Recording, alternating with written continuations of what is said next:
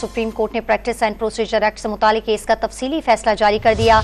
22 सफ़ात पर मुश्तमिल फैसला चीफ जस्टिस काजी फाइज ईसा ने तहरीर किया है। सुप्रीम कोर्ट ने प्रैक्टिस एंड प्रोसीजर एक्ट से मुतालिक केस का तफसीली फैसला जारी कर दिया। 22 सफ़ात पर मुश्तमिल फैसला चीफ जस्टिस काजी फाइज ईसा ने तहरीर किया है। आर्टिकल 184(3) के फैसले के खिलाफ अपील का हक देने की कानूनी शिक पर 6 जजेस ने इख्तलाफ किया। बात करते हैं डॉन न्यूज़ के नुमाइंदे हसीब भट्टी हमारे साथ मौजूद हैं। हसीब, बताइएगा, तफसीली फैसला जारी कर दिया गया है।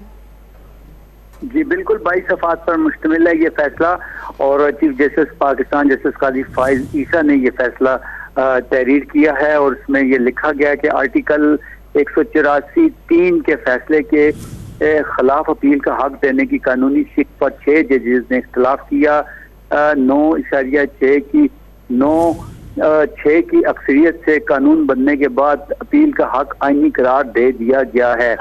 अपील के हक में मुखालफत करने वाले जजेस में justice Riazul Hasan, justice Munib Akhtar, justice Yahya Afridi शामिल हैं।